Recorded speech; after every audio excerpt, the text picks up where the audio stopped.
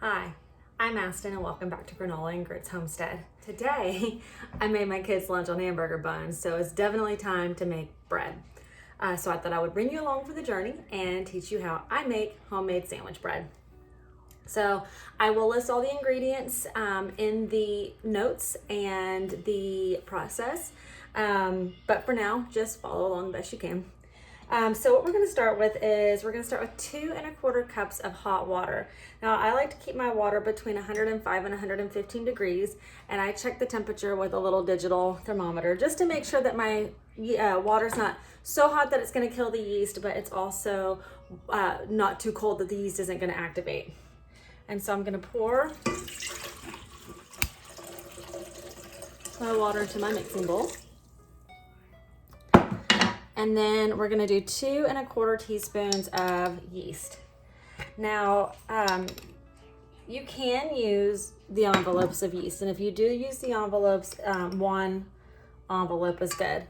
However, I make bread a lot, I bake a lot, so I buy my yeast in bulk actually, and then I just repurpose these jars, but I do buy the jarred yeast to begin with. And I just find that it's much more consistent with the results. So then we're gonna let that set so that the yeast can activate. Usually I let it sit for like 10 minutes while I measure out all my other ingredients and everything. However, I'm pretty confident in that this yeast is good. I just made buns last night, so I know that this yeast is gonna activate. I do also throw just a pinch of sugar in there just to give the yeast a little something to feed off of. And I'm gonna give it just a little stir to start dissolving.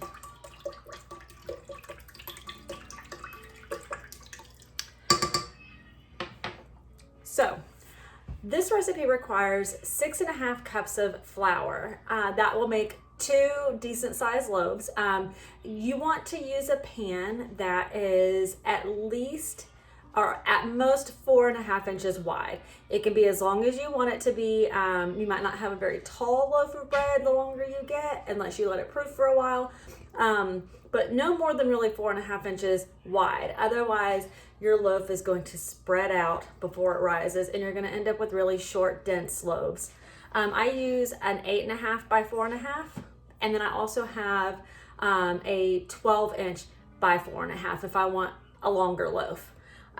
In fact, I'll probably be using that today just because these are going to be for the kids' lunches.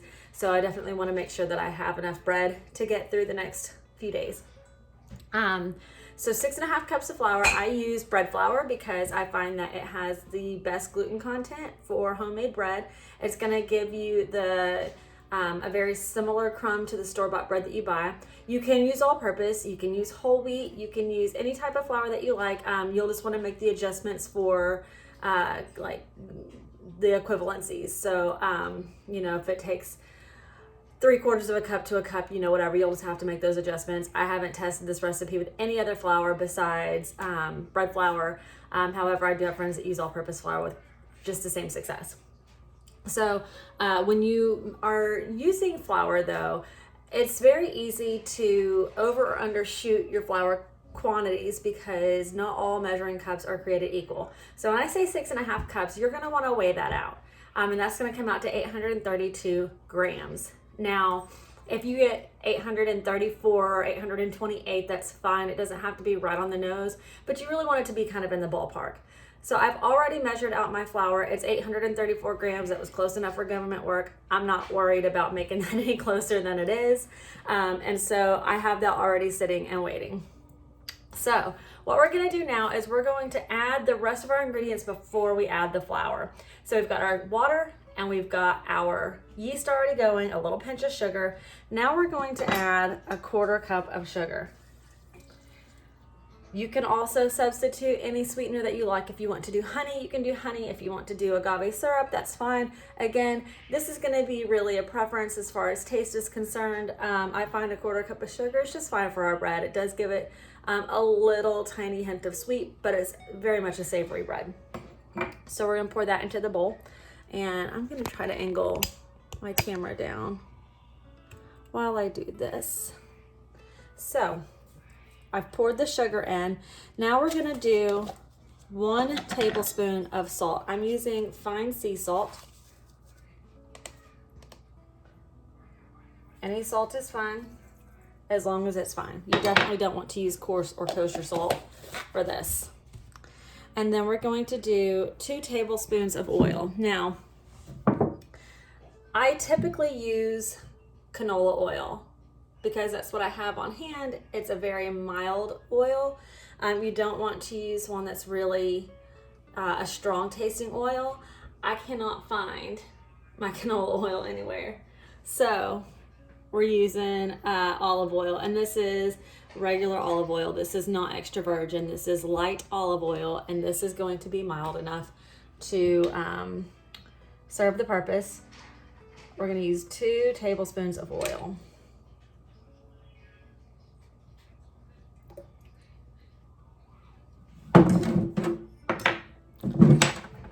You can also use melted butter.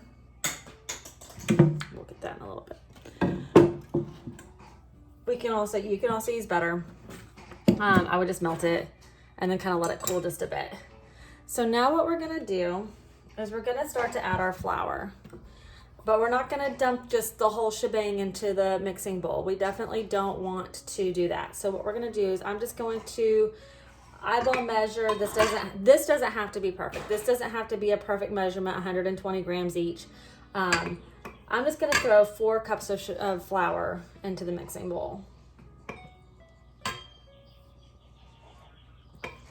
And this is just to get the dough started. I've locked my machine, I've turned it on low, and we're just gonna let that incorporate.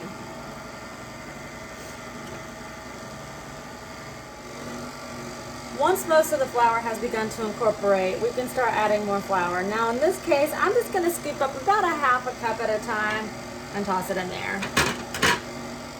And as it incorporates in, then you can add more.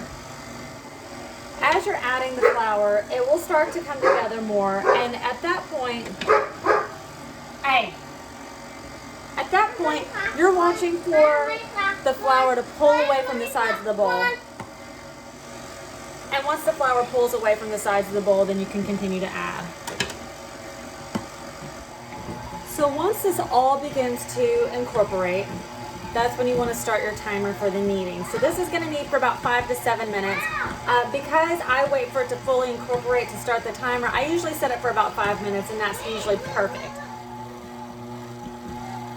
All right, so we're just about done with the kneading, and you'll see here in just a moment that this is not your typical dough ball. This is a very sticky and wet dough, but that's good. That's what you want. You want the dough to be kind of sticky and wet because that's going to give you a moister loaf of bread. The drier and firmer that your dough is, that's the drier and the firmer your bread's going to be. So this is going to ensure a nice soft loaf of bread. So we got just a couple of seconds left on the timer, so I'm going to pop over and turn that off. And I'm going to show you what we've got here. And I also failed to mention earlier, I am using a KitchenAid mixer. You don't want to try any larger of a bread recipe in the Artisan. You definitely want a pro or bigger bowl if you're going to do larger loaves. Anything that requires more than about 6.5 cups of flour, it just won't be able to handle it. And then I'm also using the dough hook that comes with the machine. So what I'm going to do before I even take the dough out, I'm going to go ahead and I'm going to prep my bowl. So I'm just using an oven-safe bowl here. And I'm going to drizzle it with a little olive oil. And here's where things get a little counterintuitive. I'm going to use my hands to spread the oil around, and I'm going to coat my hands in the oil to handle the dough, rather than using flour on my hands. This will keep the dough from sticking to my hands very much, and it will keep it from getting too dry. So I'm just going to use my hands, which have been washed. And then I'm just putting that excess oil on my hands.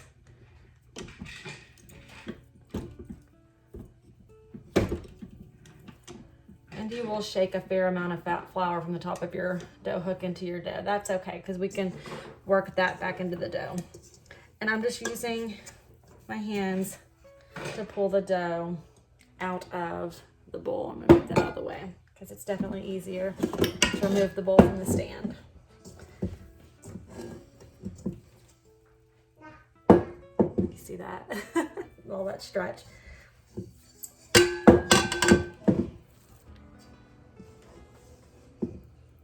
The humidity and the air is also going to have a fair impact on how your dough comes out. Today it is decently warm for February in New Jersey.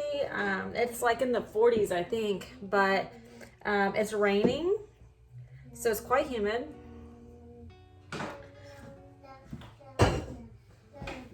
And then I'm just going to turn this dough out into the bowl so that all sides are coated with the oil.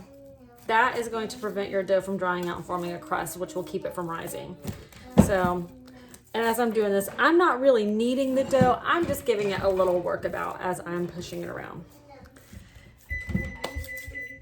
And so what I've done now is I started my oven on a very low temperature. I've got it set to 170 degrees. So what I'm gonna do now is I'm gonna turn off the oven. And I'm gonna crack it for a second and let some of that heat escape. All I really want is to warm up the oven a little bit more than room temperature, because even though it is a warm day for February, it is still cool. It is still a little drafty. And so that's gonna impact how long it takes my dough to rise. I don't want it to take, 2 or 3 hours for the dough to rise. So I've just preheated my oven. I've turned it off. I've opened it to let some of the heat out because I don't want it to start cooking the dough. And then I've covered this with the towel, and then I'm just gonna stick the whole thing in the oven with the oven turned off but slightly preheated to start rising. And we're gonna let this rise until the dough doubles in size. It should take around an hour. It could take about an hour and a half. It really just depends on the day. I've had dough rise in an hour, and I've had dough take 2 and 3 hours to rise on days where it was just very cold and drafty. So I'm gonna go ahead and pop this in the oven, and I will see you guys in about an hour or so. All right, so it's been a little over an hour, about an hour and 15 minutes or so since we put the bread in the oven to proof. And this is what it looks like. So very lovely. So what we're gonna do is we're gonna go ahead and we're gonna do a little prep work before we start working with the dough. So I'm gonna move you down here to watch.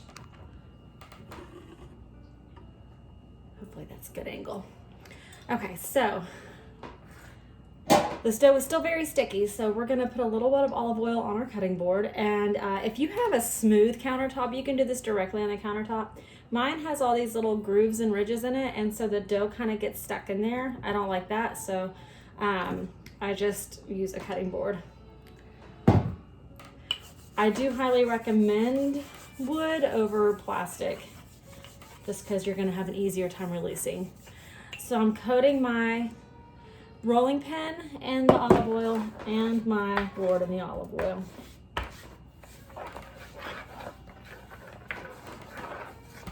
You don't want to use too much, otherwise your dough goes sliding everywhere. So, and again, as with the last time, and I have a little bit too much oil on my hands, so I'm going to just slightly wipe it with a towel just to kind of get some of the excess off. And I'm also gonna just wipe this down a little bit, get some of the excess oil off of this. Okay, so what we're gonna do is we're gonna punch down our dough.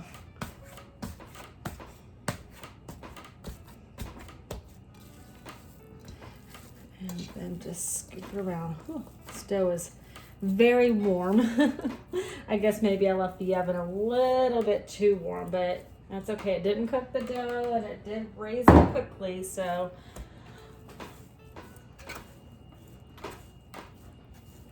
So now, just let that sit for a second. I do like to weigh out my dough whenever I, unstable.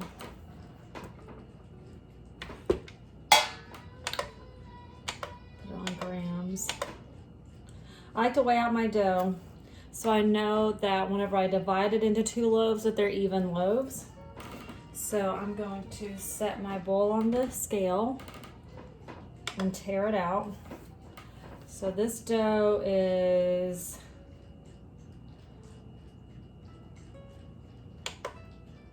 on the wrong setting. Grams.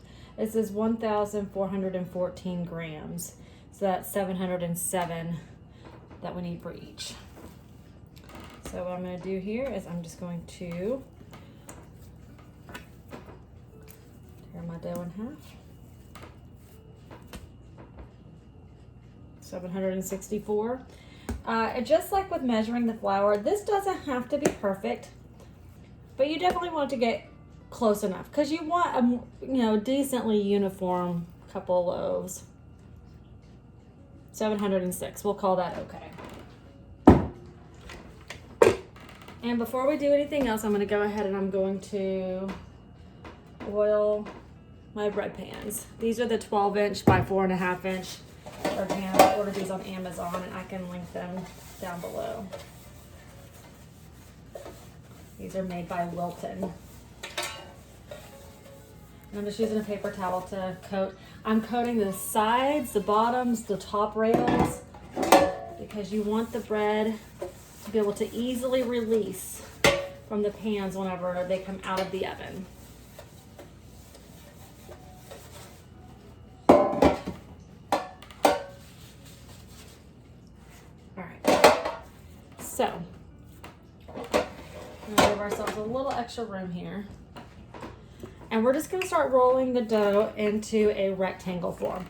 Now, part of this is to get the shape, part of this is to get the air bubbles out. You want to get the air bubbles out as much as possible.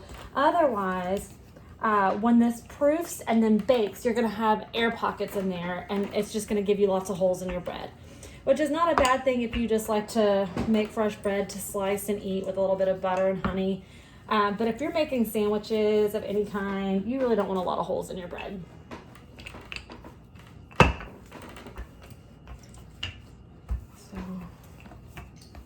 And you can hear the bubbles pop as you roll out the air.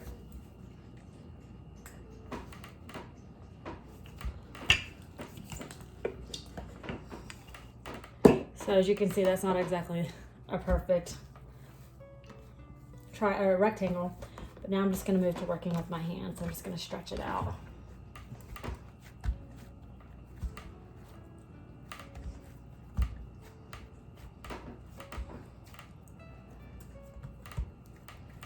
And as I'm coming across air bubbles, I'm just pressing those out. It's okay to leave a few little ones. You're not going to press out all the air, and you don't want to. You want there to be some air, just not giant bubbles of it. And so now we're going to start from the short end, and we're just going to roll it up like a cigar. And when you get to the end, you have a seam side. So what we're going to do is we're going to take the edges and we're going to fold those up and under, or up and over rather, on top of that seam. And you're going to kind of pinch. You want to pinch the seams together. You want this to marry with the dough beneath it so that when it bakes, you don't have bread that's pulling apart like that, like when you pull a crust apart.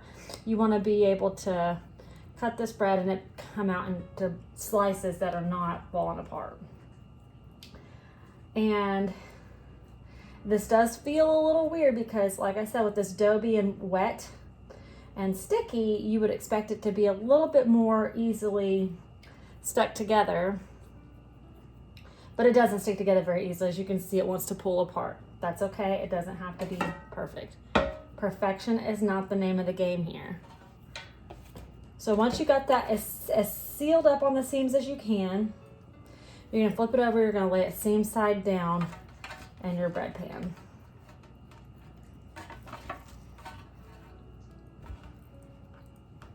And guys, I've made a ton of bread.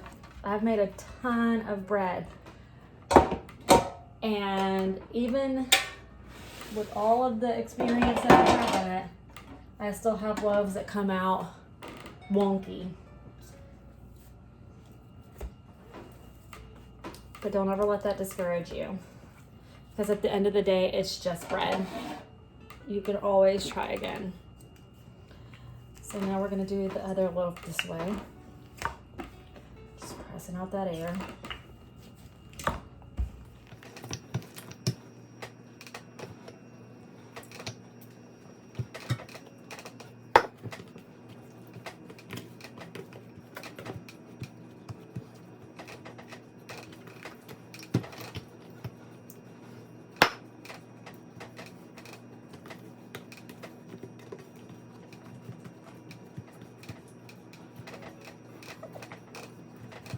One's fighting back.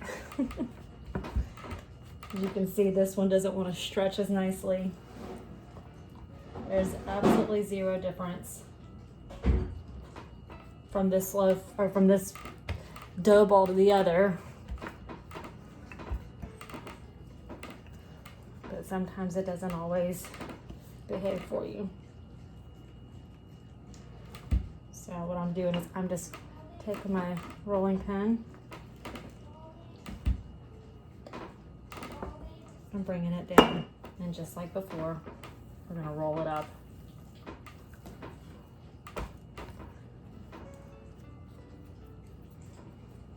And pinch the seams.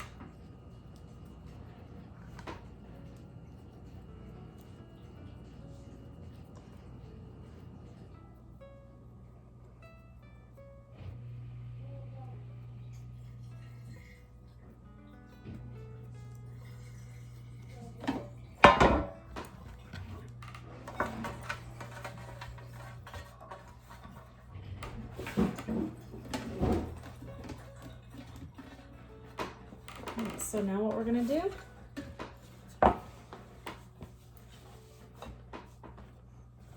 stick these back in the oven to proof.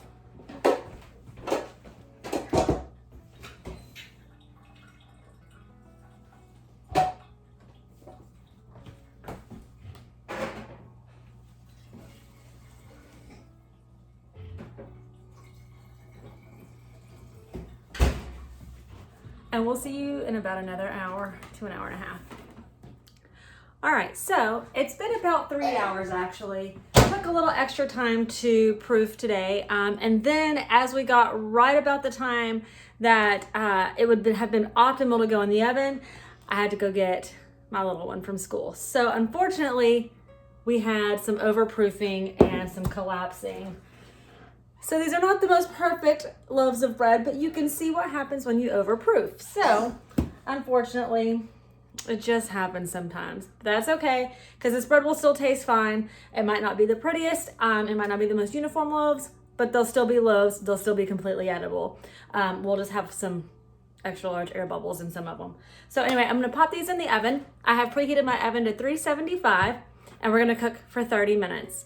But at the halfway point, I'm going to take some melted butter and I'm going to brush it onto the loaves and then put them back in for 15 minutes. So 15 minutes in, brush with melted butter, and then an additional 15 minutes to cook at 375, and they will be done. So I'll see you when they come out of the oven.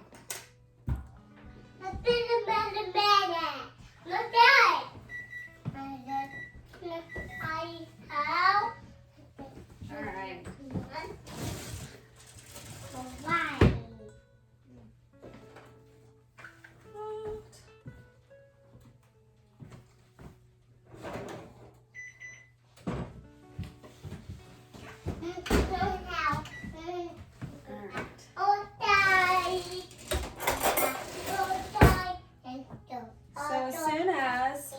Your bread comes out of the oven, you want to get it out of the pans so that the crust will stop cooking. So I just run a little butter knife through and I turn it over. Woo! And I turn it over onto my cooling rags.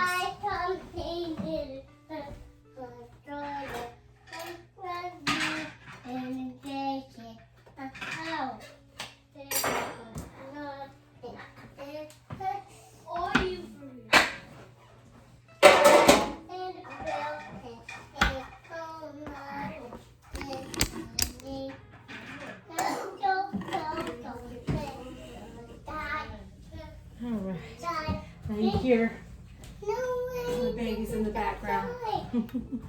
So as you can see, there's a little bubble here. This is where the bread collapsed. It's not beautiful, but it's definitely okay. So I'm just brushing another little bit of butter on these loaves to get them nice and shiny. So that's it. We're gonna let them cool, and then we'll be able to slice into them and eat. You don't want to slice into bread until it's cooled down, otherwise you'll crush your loaves. But if you just can't help yourself and you have to have it right after it comes out of the oven, flip it over, cut from the bottom with a very sharp serrated knife, and just go slowly with a gentle sawing motion. You'll still crush it a little bit, but who cares because it's hot bread fresh out of the oven. So that concludes our little lesson today on how to make bread, how to overproof your bread, and not to worry about it if and when that does happen. Like I said, it's just bread. I've been doing this a really long time, and even I still make mistakes. So there you have it. You can make delicious homemade bread full of ingredients that you can control and a taste that you can customize without any special equipment. You don't need a mixer. You don't need anything fancy. You don't need a bread machine, just your hands and an oven, although the mixer does make it a lot easier. But you don't need anything fancy. You can do this, and don't be discouraged. If you make a mistake, it's okay. It's just bread. Try again tomorrow. But I can guarantee you that those loaves will not go in the garbage because you will still eat them. So you guys, thank you so much again, and y'all come back now, you hear?